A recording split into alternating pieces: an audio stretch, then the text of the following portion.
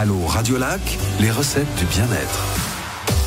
Avec le docteur Dimitrios Samaras, nous sommes avec vous jusqu'à 10h en direct sur Radiolac et nous répondons, il répond à vos questions, bien sûr, c'est lui le spécialiste. Le thème du jour, obésité et régime. Je rappelle que vous avez un livre qui est tout à fait intéressant, Ma cuillère intelligente. C'est pour apprendre à se nourrir correctement et si on veut perdre un peu de poids, eh bien voilà, Ma cuillère intelligente aux éditions Favre. Voilà. Alors, une question à propos des maladies qui sont liées à l'obésité, justement. Quelles sont ces maladies ? Alors, tout d'abord, en fait, il y a obésité. Il y a plusieurs sortes d'obésité ? Oui, il y a plusieurs sortes d'obésité. Et tout d'abord, en fait, pour ne pas entrer dans des détails, il y a l'obésité des femmes, l'obésité des hommes. Alors, juste, pardon, une question toute bête, parce que à quel moment on dit qu'on est obèse ? Est-ce qu'il y a un poids ? Est-ce qu'il y a, vous voyez, c'est quoi la différence entre enveloppé, gros et obèse ? Très bien. Alors, il y a une mesure que nous faisons, c'est que ça s'appelle index de masse corporelle, indice de masse corporelle, le BMI en anglais, et qui en fait consiste à diviser notre poids par notre taille au carré. Alors, divisons notre poids par notre taille au carré. Mais les tailles en mètres, donc ça veut dire 1,62 par exemple. D'accord. Voilà. D'accord. Donc si ce chiffre-là, en fait, il dépasse le 30, à ce moment-là, on parle d'obésité. On parle d'obésité, très bien. Tout à fait. Pour rappel, le normal, c'est entre 18,5 et 25. Et entre 25 et 30, c'est les intermédiaires qui est le surpoids. Le surpoids. On n'est pas encore en obésité. D'accord, mais on risque d'y arriver si on ne fait rien.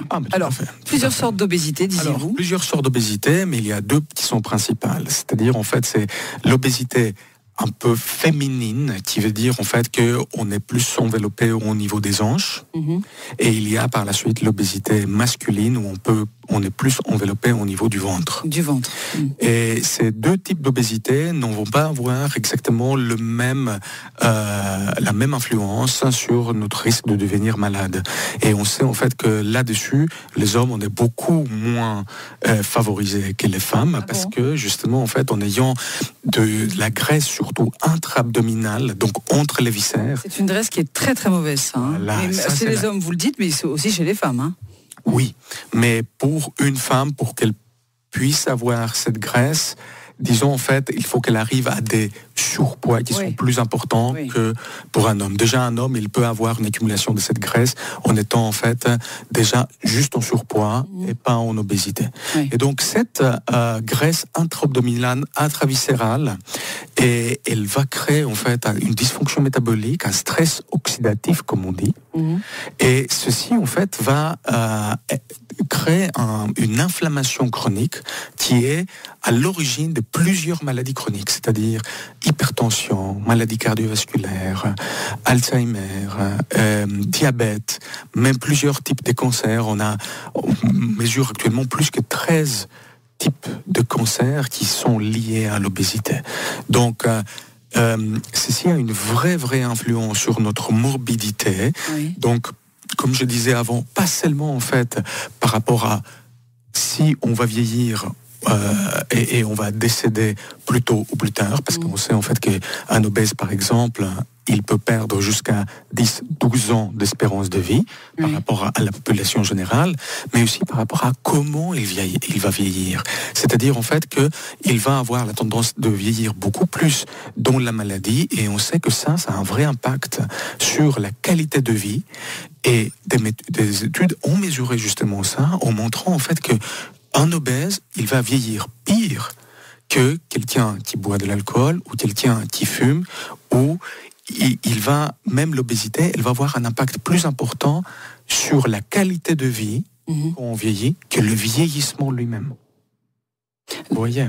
Oui, mais quand on arrive, on est déjà au surpoids. Après, on passe l'obésité. Ça, c'est ce que vous nous dites. Tout à fait. Pour éviter tout cela, est-ce qu'il y a des moyens ? Alors, outre les régimes, bien sûr, parce qu'on sait très bien que souvent, on peut reprendre son poids, même le doubler.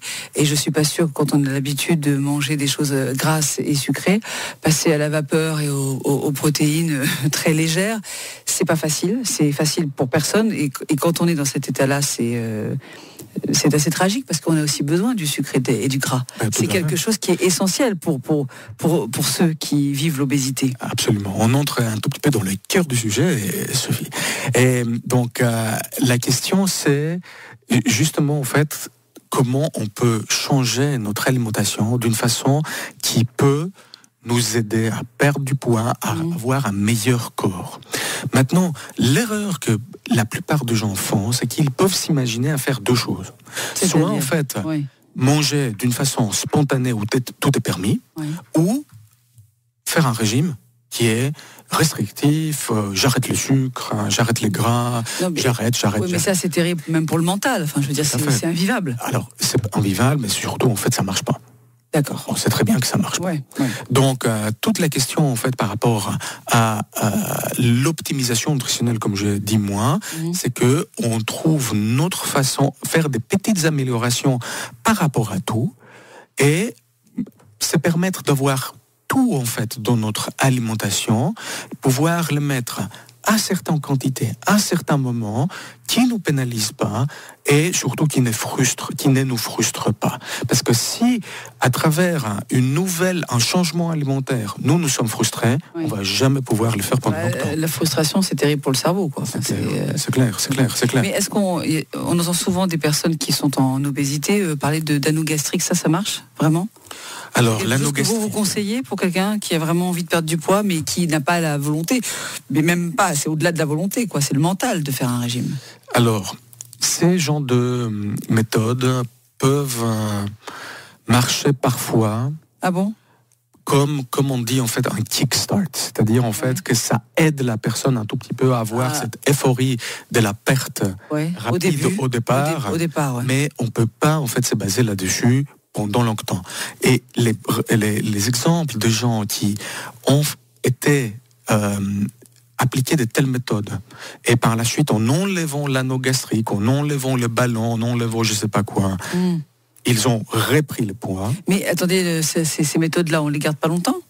Alors, ça dépend. C'est l'anneau gastrique, par exemple, on le garde combien de temps? On peut le garder. Ou c'est vraiment sur une durée bien déterminée? Alors, ça dépend de la méthode. L'anneau gastrique, en général, c'est pas quelque chose qu'on préconise. C'est pas quelque chose que ça préconise parce qu'il a un impact très, très sévère sur la qualité de vie de la personne. Okay. Et donc, avec l'anneau gastrique, je peux pas vous dire, en fait, que les résultats ont été vraiment très, très favorables jusqu'à maintenant. Soit parce que les gens, ils arrivent à contourner, c'est-à-dire, en fait, et en arrivant à prendre des aliments qui vont avoir moins de volume, mais tout autant de calories. Genre soit en chocolat, par exemple. Voilà. Au lieu de prendre une barre, on prend 3 carreaux ou 2. Tout à fait. Mais le chocolat, en même temps, il n'a pas beaucoup de volume quand on le met dans l'estomac. Ça, c'est sûr. Ça nourrit pas. Mais par contre, il a énormément de calories. Oui. Donc, soit ils vont faire des changements alimentaires, soit, en fait, ils vont pas les supporter pendant longtemps parce que ces genres de méthodes, ils ont quand même des effets indésirables. D'accord.